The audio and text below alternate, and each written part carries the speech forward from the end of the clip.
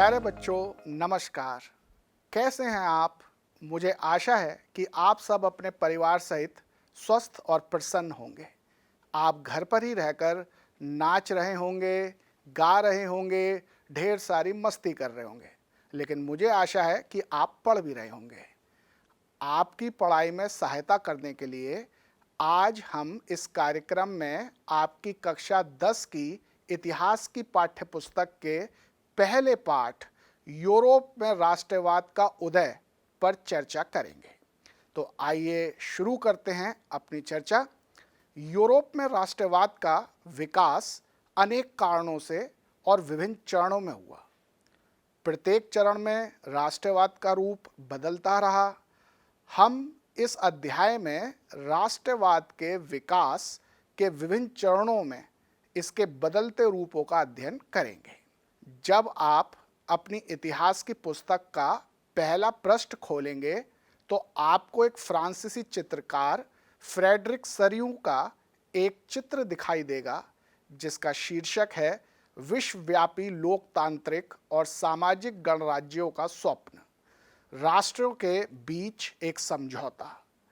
इस चित्र में बच्चों यूरोप और अमेरिका के सभी आयु और सभी वर्गों के स्त्री पुरुषों को दिखाया गया है। इसमें स्वतंत्रता के विचार को एक महिला की छवि के रूप में प्रदर्शित किया गया है। इस स्वतंत्रता की मूर्ति के एक हाथ में ज्ञान या उद्बोधन की मशाल है और दूसरे हाथ में मानव के अधिकारों का एक पत्र या चार्टर है। आप देखेंगे कि निरंकुश संस्थाओं के अवशेष भी सामने ही पड़े हैं। सरयू के कल्पना लोक या यूटोपियन विजन में विश्व के लोग अलग अलग राष्ट्र के रूप में समूहीकृत दिखाए गए हैं और उनकी पहचान उनके अलग अलग ध्वजों और राष्ट्रीय पोशाकों से हो रही है। राष्ट्रों के इस जुलूस का नेतृत्व कर रहे हैं संयुक्त राज्य अमेरिका और स्विट्जरलैंड। फ्रांस अभी अभी स्वतंत्रता की मूर्ति तक पहुंचा है और उसके ठीक पीछे जर्मनी है जो कि अभी राष्ट्र नहीं बना है। उसके पीछे ऑस्ट्रिया, दो सिसिलियों का राज्य, Lombardy, Poland, England, Ireland, Hungary और रूस हैं। ईसा मसीह, संत तथा फरिश्ते स्वर्ग से इस दृश्य को देख रहे हैं। कलाकार ने इन सब का प्रयोग विश्व के राष्ट्रों के बीच भ्रातृत्व को प्रतीकात्मक रूप से प्रदर्शित करने के लिए किया है। प्यारे बच्चों, अब सवाल उत्पन्न होता है कि यह चित्र हमारे इतिहास के पहले पाठ के लिए किस प्रकार महत्वपूर्ण है। हमारी कक्षा 10 की इतिहास की पुस्तक का यह पहला पाठ सरयू द्वारा सोचे गए बहुत से मुद्दों पर विचार करता है। 19वीं शताब्दी के दौरान राष्ट्रवाद एक ऐसी शक्ति के रूप में उभरा जिसने यूरोप के राजनीतिक और मानसिक जगत में बहुत अधिक परिवर्तन ला दिया। इन सभी परिवर्तनों का अंतिम परिणाम यह हुआ कि यूरोप में बहुराष्ट्रीय वंशानुगत साम्राज्यों के स्थान पर राष्ट्र राज्यों का उदय हुआ। एक आधुनिक राज्य की अवधारणा और विचार यूरोप में एक लंबे समय से ही विकसित हो रही थी। आधुनिक राज्य की अवधारणा के अंतर्गत एक केंद्रीकृत शक्ति एक स्पष्ट रूप से परिभाषित भूक्षेत्र पर संप्रभु नियंत्रण का प्रयोग करती है। राष्ट्र के संबंध में यह विचार 1648 की वेस्टफेलिया की संधि से उत्पन्न हुआ था। लेकिन एक राष्ट्र राज्य एक ऐसा राज्य है जिसमें न केवल इसके शासक अपितु इसके अधिकांश नागरिकों में एक समान पहचान तथा एक साझे इतिहास की भावना विकसित होती है। यह एक समानता सदा से उपस्थित नहीं रही है, अपितु यह संघर्षों से उत्पन्न हुई है, नेताओं तथा साधारण लोगों के कार्यों से उत्पन्न हुई है। फ्रेडरिक सरयू के चित्र और उसके महत्व को समझने के बाद अब बच्चों हम कुछ महत्वपूर्ण शब्दों के अर्थ समझते हैं।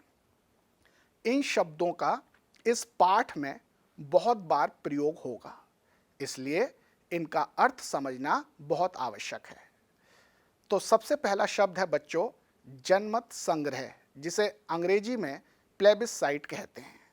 इसका अर्थ होता है किसी मुद्दे पर जनता की राय जानना। दूसरा शब्द है निरंकुशतावादी यानी एब्सोल्यूटिस्ट।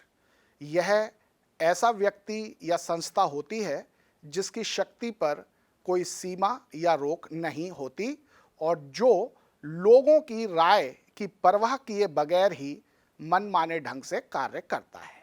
तीसरा शब्द है बच्चों राष्ट्र यानी नेशन। फ्रांस के दार्शनिक अर्नेस्ट रेनन ने इसकी परिभाषा दी है। उनके अनुसार राष्ट्र समान भाषा, समान धर्म आदि के आधार पर परिभाषित नहीं होता है। एक राष्ट्र प्रयत्नों, बलिदानों तथा समर्पण के एक लंबे इतिहास की पूर्णाहुति होता है। एक राष्ट्र बनने के लिए अतीत का सामान्य गौरव, वर्तमान में एक साथ मिलकर महान कार्य करने की इच्छा या संकल्प, भविष्य में इसी प्रकार और अधिक महान कार्य करने की इच्छा और संकल्प, यही सब बातें एक राष्ट्र के निर्माण के लिए आवश्यक हैं। अगला शब्द है बच्चों कल्पना आदर्श यानी यूटोपिया। यह एक ऐसा विचार है जिसमें आदर्श या अच्छी बातें इतनी अधिक होती हैं कि इसका वास्तविक रूप से साकार होना लगभग असंभव होता है। अगला शब्द है बच्चों राष्ट्र राज्य यानी कि नेशन स्टेट। यह एक ऐसा राज्य है जिसके अधिकांश नागरिक निर्जातीयता, भाषा, संस्कृति या धर्म के आधार पर एक समान होते हैं। जैसे फ्रांस में अधिकांश नागरिक फ्रेंच नस्ल के हैं और फ्रेंच भाषा बोलते हैं। अगला शब्द है बच्चों बहुराष्ट्रीय वंशानुगत साम्राज्य यानी कि मल्टीनेशनल डायनेस्टिक एम्पायर्स। यह ऐसे राज्य होते हैं जिनमें रहने वाले नागरिक अलग अलग नस्लों, धर्मों के होते हैं और अलग अलग भाषाएं बोलते हैं। ऑस्ट्रिया हंगरी का हैब्सबर्ग साम्राज्य बहुराष्ट्रीय वंशानुगत साम्राज्य का एक उदाहरण है। अगला शब्द है बच्चों रूढ़िवाद यानी कंजर्वेटिज्म। रूढ़िवाद का अर्थ है पुरानी परंपराओं, संस्थाओं और विचारों में विश्वास और उन्हें बनाए रखने का आग्रह। अगला शब्द है बच्चों उदारवाद यानी लिबरलिज्म। उदारवादी व्यक्ति के अधिकारों और उसकी स्वतंत्रता पर बल देते हैं और जनता की सहमति से शासन चलाने और व्यापार पर राज्य के नियंत्रण को कम करने के पक्षधर होते हैं। वह पुरानी अनुदार प्रथाओं, परंपराओं और विचारों को बदलने के हिमायती होते हैं। अगला शब्द आता है बच्चों क्रांतिकारी यानी रिवॉल्यूशनरीज। यह स्थापित परंपराओं, संस्थाओं, विचारों और शासन को एक झटके में बदलने के पक्षधर होते हैं और इसके लिए हिंसा के प्रयोग से भी परहेज नहीं करते। मैजनी और गैरिबॉल्डी क्रांतिकारियों के उदाहरण हैं। अब हम आते हैं बच्चों एक और शब्द पर जो है संवैधानिक राजतंत्र यानी कि कॉन्स्टिट्यूशनल मोनार्की। यह ऐसी राज्य व्यवस्था है जिसमें राजा की शक्ति असीमित और निरंकुश न होकर संविधान द्वारा सीमित होती है। तो बच्चों अब हम इस पाठ के पहले विषय यानी कि फ्रांस की क्रांति तथा राष्ट्र का विचार, इस पर बात करते हैं। बच्चों राष्ट्रवाद की पहली स्पष्ट अभिव्यक्ति 1789 में फ्रांसीसी क्रांति से ही हुई थी। फ्रांस की क्रांति ने उद्घोषणा की कि राष्ट्र का निर्माण कोई राजा नहीं अपितु लोग करेंगे, जो कि इसके भाग्य का निर्माण करेंगे। फ्रांस के क्रांतिकारियों ने ऐसे बहुत से उपाय और व्यवहार किए जिससे फ्रांसीसी लोगों में सामूहिक पहचान की भावना उत्पन्न हो सके। ऐसे उपाय निम्न हैं। सबसे पहला जो उन्होंने विचार दिया वो था ला पैट्री, यानी कि पितृभूमि। इसका मतलब बच्चों, वह जिस जमीन पर रहते हैं अब वह उसे केवल एक भूमि का टुकड़ा ही नहीं मानेंगे, बल्कि उसके प्रति एक भावनात्मक लगाव भी रखेंगे।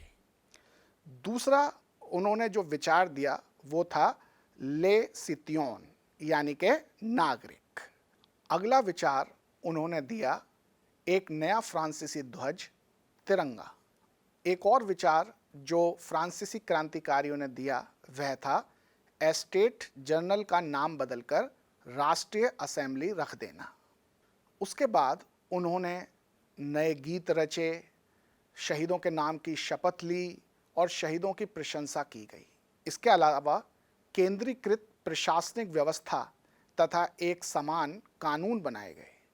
इसके अतिरिक्त आंतरिक सीमा शुल्क तथा करों को भी समाप्त कर दिया गया और साथ ही बाट तथा मापन की एक समान प्रणाली अपनाई गई। क्षेत्रीय बोलियों को हतोत्साहित किया गया तथा पेरिस के आसपास प्रचलित फ्रांसीसी भाषा राष्ट्रीय भाषा बन गई।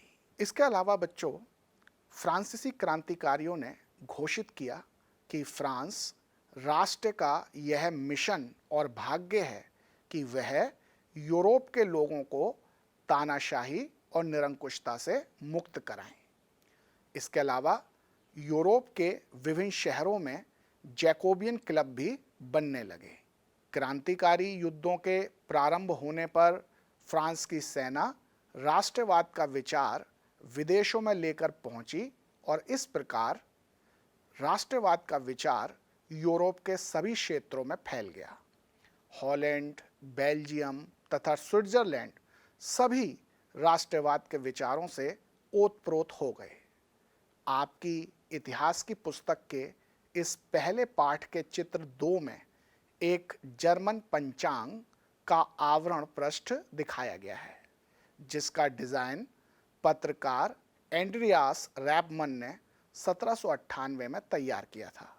इस चित्र में क्रांतिकारी भीड़ द्वारा फ्रांस में स्थित बेस्तिल के किले को तोड़ने की छवि को जर्मनी के एक प्रांत कस्सेल में तानाशाही के प्रतीक इसी प्रकार के किले की छवि के साथ दिखाया गया है। इस चित्र के साथ यह नारा भी लिखा है, लोगों को अपनी आज़ादी पर स्वयं कब्जा करना है। रैपमन मेंज शहर का रहने वाला था और जर्मन जैकोबियन क्लब का सदस्य था। इस चित्र से स्पष्ट है कि यूरोप के अन्य देशों के लोग फ्रांस से प्रेरणा ले रहे थे और इस प्रकार फ्रांस की घटनाएं यूरोप के अन्य देशों में राष्ट्रवाद की भावनाएं उत्पन्न कर रही थीं। प्यारे बच्चों, यहाँ हमें यूरोप में राष्ट्रवाद के विकास में नेपोलियन की भूमिका पर भी विचार करना आवश्यक है। नेपोलियन ने 1804 में सिविल कोड लागू किया, जिसे नेपोलियन कोड भी कहते हैं। उसने जन्म पर आधारित विशेषाधिकार समाप्त कर दिए। नेपोलियन कोड ने कानून के समक्ष समानता की अवधारणा लागू की। उसने प्रशासनिक विभाजनों का सरलीकरण किया, सामंतवादी व्यवस्था को समाप्त किया तथा किसानों को कृषि दासता तथा सामंती करों से मुक्त कराया। शहरों में श्रेणी प्रतिबंधों को समाप्त किया गया, संचार और परिवहन के साधनों को उन्नत किया गया। अतः व्यापारियों और छोटे उत्पादकों को एक राष्ट्र के रूप में संगठित होने का महत्व महसूस होने लगा। लेकिन शीघ्र ही यूरोप के लोगों का फ्रांस के ऊंचे ऊंचे दावों से मोहभंग हो गया तथा फ्रांस के लोगों के प्रति विरोध की भावना पैदा होने लगी। हॉलैंड, स्विट्जरलैंड, वार्सा तथा मिलान इत्यादि में फ्रांस के प्रभुत्व का विरोध होने लगा और इसके परिणाम स्वरूप इन देशों में राष्ट्रवाद की भावना विकसित होने लगी। आपकी पुस्तक का चित्र 4 जर्मन चित्रकार कार्ल कैस्पर फ्रिट्ज द्वारा बनाया गया है। इसमें फ्रांसीसी सेनाओं पर व्यंग किया गया है कि एक ओर तो वह दावा करते हैं कि वह मुक्तिदाता हैं, क्योंकि वह जिस क्षेत्र में जाते हैं वहां से तानाशाही वाले राजतंत्र को हटा देते हैं, लेकिन वास्तव में फ्रांस के सैनिक अपने नियंत्रण वाले क्षेत्रों में स्वयं ही अत्याचार करते हैं। इस प्रकार यूरोप के अन्य देशों के लोगों के मन में फ्रांस के विरुद्ध उत्पन्न होने वाले रोष के कारण भी इन देशों में राष्ट्रवाद की भावना मजबूत होने लगी। बच्चों, अब हम बात करते हैं अगले विषय की, जिसका नाम है यूरोप में राष्ट्रवाद का निर्माण। प्यारे बच्चों, 18वीं सदी के मध्य में यूरोप में कोई राष्ट्र राज्य नहीं था। जर्मनी, इटली, स्विट्जरलैंड जैसे क्षेत्र राज्यों, डची और कैंटोन में विभाजित थे। 1648 की वेस्टफेलिया की संधि से आधुनिक राष्ट्र का निर्माण हुआ था, लेकिन उन राष्ट्रों की पहचान उनके शासक से होती थी, ना कि वहां के निवासियों या जनता से। यूरोप में राष्ट्रवाद का विकास कैसे हुआ, यह समझने के लिए जरा हम 18वीं सदी के यूरोप पर एक नज़र डालते हैं। पूर्वी और मध्य यूरोप पर निरंकुश शासकों का शासन था, जिनके क्षेत्र में विविध नस्लों, धर्मों और संस्कृतियों के लोग रहते थे, जो विविध भाषाएं बोलते थे। उनमें एक सामूहिक पहचान या एक साझी संस्कृति को वहन करने का भाव नहीं था। वे अपने को एक राष्ट्र नहीं मानते थे। ऑस्ट्रिया हंगरी का हैब्सबर्ग साम्राज्य विभिन्न नस्लीय समूहों से मिलकर बना था, जो भिन्न भिन्न भाषाएं बोलते थे। उनमें साझेपन की किसी भी भावना का अभाव था। नेपोलियन द्वारा संभ्रांत वर्गों के विशेषाधिकारों को समाप्त करने के बाद से शिक्षित, उदार, मध्यम वर्ग के बीच राष्ट्रीय एकता का विचार लोकप्रिय होने लगा। पश्चिमी और केंद्रीय यूरोप के कुछ भागों में औद्योगिक उत्पादन और व्यापार का विकास होने लगा, जिससे नगरों का विकास होने लगा और इसके परिणाम स्वरूप ऐसे वाणिज्यिक वर्गों का उदय होने लगा जिसका अस्तित्व बाजार के लिए उत्पादन पर निर्भर था। तो बच्चों, आप देख सकते हैं कि राष्ट्रवाद का विचार यूरोप में औद्योगिक उत्पादन और व्यापार वाणिज्य के विकास के कारण उत्पन्न हुआ। बच्चों, अब हम बात करते हैं उदार राष्ट्रवाद की। उदारवाद का अर्थ अलग अलग संदर्भों में भिन्न भिन्न होता है। नए मध्यम वर्ग के लिए उदारवाद का अर्थ था व्यक्ति के लिए स्वतंत्रता तथा कानून के समक्ष सभी की समानता। राजनीतिक अर्थों में उदारवाद का अर्थ था जनता की सहमति से सरकार बनना एवं निरंकुशता तथा चर्च के विशेषाधिकारों की समाप्ति। आर्थिक दृष्टि से उदारवाद का अर्थ था बाजार की स्वतंत्रता तथा वस्तुओं एवं पूंजी के आवागमन पर सरकार द्वारा आरोपित प्रतिबंधों की समाप्ति। साथ ही निजी संपत्ति के अधिकार को मान्यता एवं सुरक्षा मिलना। आर्थिक राष्ट्रवाद की लहर ने उस समय यूरोप में प्रचलित व्यापक राष्ट्रवादी भावनाओं को और अधिक मजबूत किया। जॉलवेरियन का गठन किया गया। जॉलवेरियन एक ऐसा सीमा शुल्क संघ था जिसने माल को एक स्थान से दूसरे स्थान पर ले जाने पर लगे शुल्क प्रतिबंधों को समाप्त कर दिया और 30 से अधिक मुद्राओं की संख्या को घटाकर केवल 2 कर दिया। रेलवे के नेटवर्क के निर्माण से लोगों और माल का आना जाना और तीव्र तथा अधिक होने लगा, जिससे आर्थिक हितों में और अधिक गहरा जुड़ाव आया, जिससे राष्ट्रीय एकीकरण की प्रक्रिया मजबूत होने लगी। यहीं से यूरोप में राष्ट्रवाद का विचार पनपने लगा। तो प्यारे बच्चों, आपने देखा कि यूरोप में राष्ट्रवाद के विकास के इस चरण में यह फ्रांस की क्रांति की उदात्त भावनाओं, नेपोलियन के कार्यों के सकारात्मक और नकारात्मक प्रभावों, लोकतंत्र, गणराज्य, उदारवाद और सबसे अधिक आर्थिक कारणों या आर्थिक राष्ट्रवाद से प्रभावित रहा। यह व्यक्ति की स्वतंत्रता और उसकी आर्थिक समृद्धि के विचार पर आधारित रहा। इस चरण में राष्ट्रवाद व्यक्ति को एक बेहतर जीवन का सपना दिखाता था। तो प्यारे बच्चों, इसके साथ ही हम आज की चर्चा समाप्त करते हैं। स्वस्थ रहिए, प्रसन्न रहिए और अच्छी तरह से पढ़ाई भी करते रहिए। तो अब हम मिलेंगे अगले अंक में। तब तक के लिए नमस्कार।